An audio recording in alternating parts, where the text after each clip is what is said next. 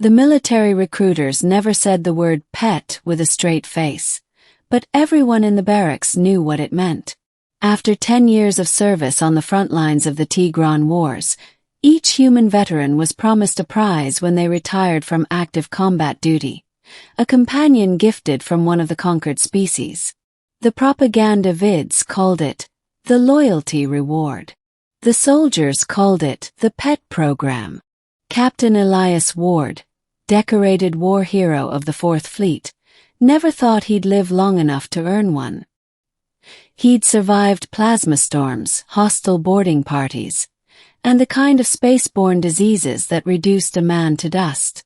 When his tour finally ended, and he was flown back to Earth's central outpost, he expected the reward to be straightforward: an exotic animal from one of the outer colonies. Something to prove that humanity's conquests meant more than scars and half-forgotten battles. Instead, he got her.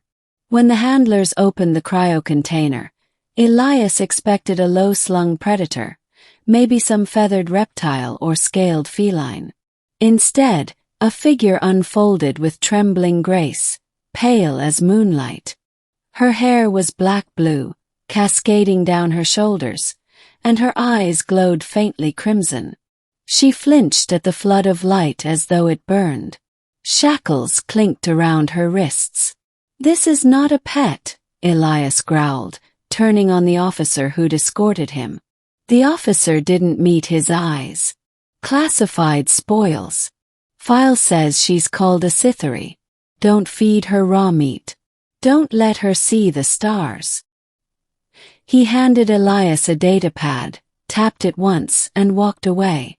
The woman, no, the creature, curled into the corner of the container, trembling.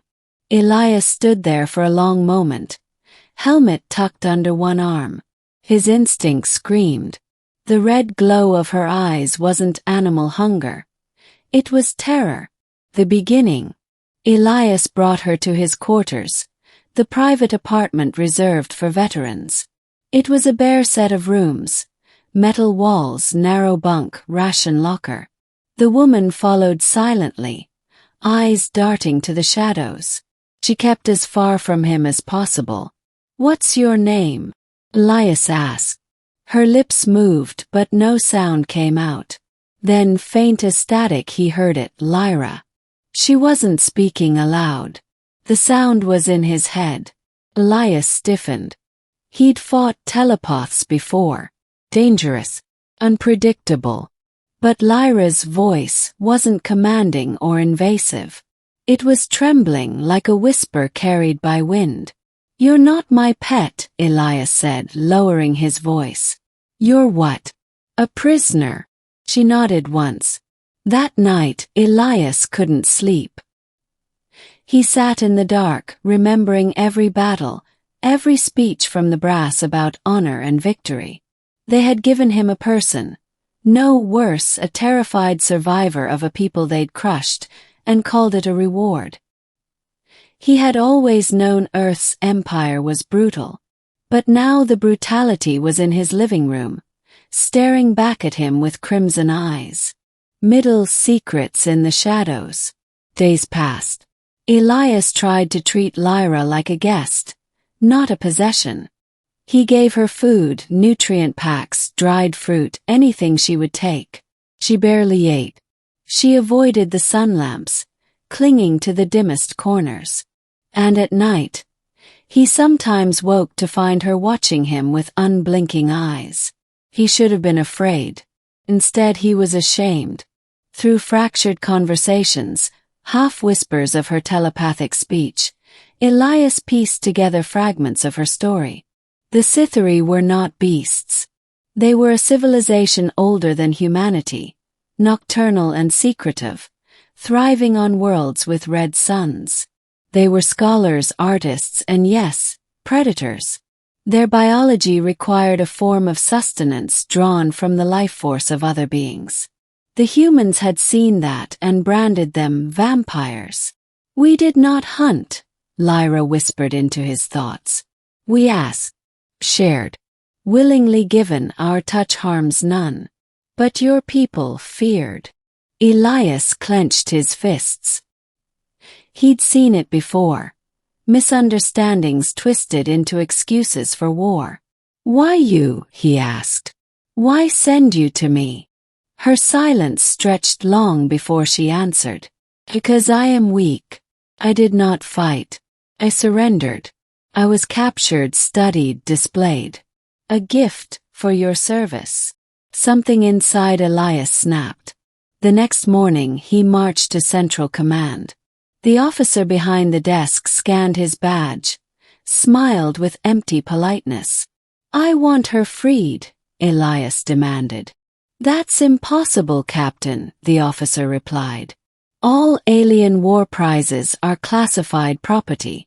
If you're dissatisfied, she can be exchanged for a different specimen." Elias slammed his hands on the desk. "She's not a specimen. She's a person." The officer's smile turned cold. "Careful, Ward. You're a decorated hero. Don't throw away your honor." That night, Elias told Lyra the truth. "They won't let you go."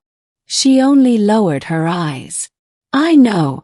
But her telepathic voice trembled with something else. A flicker of hope. Rising conflict. Weeks passed, and Elias began to notice strange things. His strength returned faster after training drills. Old wounds ached less. His dreams became sharper, clearer, as though someone brushed away the fog of memory.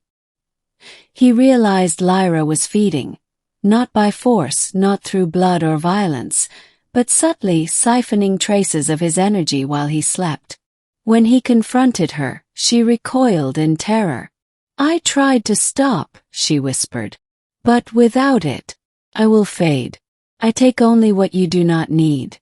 Please, forgive me." Elias should have been furious. Instead, he laughed bitterly. "After everything humans have taken from you, you're asking me for forgiveness?" Something shifted between them after that. Elias no longer saw her as a shadow in the corner. He saw her as a survivor. Fragile, yes, but resilient. Lyra began to speak more, her telepathic voice less hesitant. She told him of the Cythery cities that once glowed under red skies, of music that resonated in the bones, of libraries carved into crystal caverns. She painted a world of wonder humanity had never cared to understand. And slowly, Elias began to imagine something impossible. Escape. The turning point. One evening, alarms blared across the outpost. A transport vessel had been sabotaged. Rumors flew. Rebel activity, alien insurgents, a Cythery resistance cell. Security forces cracked down, searching every sector. Elias knew what it meant. The Cythery weren't extinct. Some still fought, hidden among the stars. That night, Lyra approached him. For the first time, she met his eyes directly. "They are calling me," her voice echoed in his mind. "My kin. They are near." Elias's heart pounded. "Then we need to get you out." It was madness.